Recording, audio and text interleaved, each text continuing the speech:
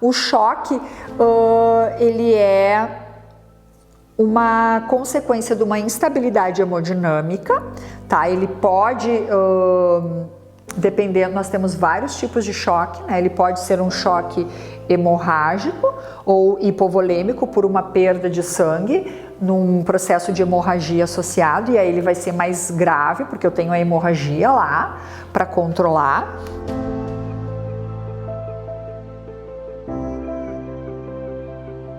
Mas ele pode, por exemplo, ser um choque séptico relacionado a um processo infeccioso, né? Mas isso dificilmente nós vamos encontrar num ambiente de prática de atividade física, mas o choque ele sempre é um déficit da perfusão tissular periférica, ou seja, é uma baixa perfusão, a circulação nos tecidos mais periféricos do corpo. E qual é o grande problema do choque? Se o sangue não chega lá na periferia do nosso corpo, nós não temos o oxigênio chegando para os tecidos, para nossas células, e isso vai causar um sofrimento para essas células que não estão respirando, recebendo lá a sua fonte de alimento, lá o oxigênio, de forma adequada, que a gente chama de hipóxia. Então, o choque hipovolêmico, como eu falei para vocês, é o tipo de choque mais frequente em situações de acidente, né? Porque geralmente eu tenho lá uma hemorragia principalmente interna acontecendo, né, pelo impacto lá nos tecidos, e ele é caracterizado por uma reação do corpo em resposta a um colapso do sistema circulatório, né, e que a gente não consegue mais então fazer com que esse sangue circule adequadamente e leve oxigênio para os tecidos. Tá? O que a gente tem envolvido junto lá para identificar um choque, por exemplo, hipovolêmico? Respiração rápida e superficial, porque está faltando oxigênio nos tecidos, o cérebro lá no hipotálamo dá um comando para o pulmão trabalhar mais rápido para tentar suprir essa carência de oxigênio, principalmente para ele. Pulso rápido e filiforme com uma frequência cardíaca inicial acima de 100 batimentos por minuto, mecanismo de compensação que a gente já conversou, tentando aí compensar essa falta de oxigênio para os tecidos. Pele fria, pálida e úmida, por quê, gente? Porque o sangue, ele também é responsável por manter o nosso calor interno, né?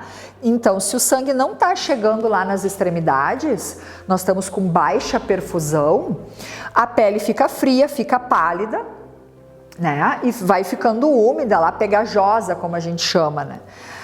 O indivíduo começa a ter muita sede, porque ele está perdendo o sangue, tem o seu componente líquido, né? Então, se eu estou perdendo, está me faltando líquido no corpo.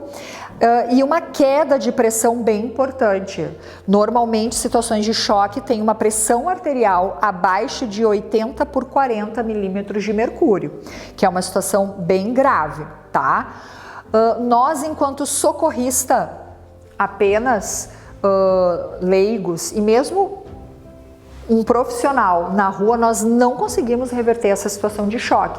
A gente consegue identificar por esses sinais e aí saber que isso é uma situação grave e que a vítima precisa ser atendida rapidamente, já é um grande trabalho feito pelo socorrista, porque muita gente não consegue identificar essa situação e não chama o socorro de forma rápida, tá? Então, é extremamente importante saber identificar essa situação, mesmo que a gente não saiba a causa que, né, levou para o choque. Então, o que a gente pode estar fazendo pela vítima até o socorro médico especializado chegar?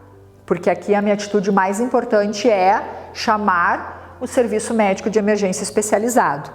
Posicionar a vítima deitadinha lá, decúbito dorsal, deitada, tá? Para que o corpo fique mais relaxado e a circulação flua de forma melhor. Elevar os membros inferiores, exceto se eu tenho uma situação de fratura associada. Por quê? Elevando os membros inferiores, ou seja, as pernas do indivíduo, eu na verdade, acelero o retorno sanguíneo para o tronco e o cérebro do indivíduo, né? Preservando os órgãos vitais. Manter o suporte básico de vida. O que é isso? Eu tenho que estar atenta a respiração e a circulação deste indivíduo. Ou seja, eu tenho que estar atenta se ele não vai entrar em estado de parada cardiorrespiratória, e aí eu devo iniciar imediatamente as manobras conforme a gente já viu aqui na aula. Se tiver hemorragia externa, eu tenho que controlar, porque enquanto eu não controlar, não vai parar a situação do choque. Prevenir a perda de calor corporal, aqui uma boa estratégia, a manta térmica, coberta, lençol, o que eu tiver para poder aquecer essa vítima é bom, porque o calor, né, ajuda o sangue a circular melhor. E essa vítima tem que ir para um hospital o mais rápido possível. Então, o mais importante aqui é identificar a situação e chamar o socorro médico de emergência.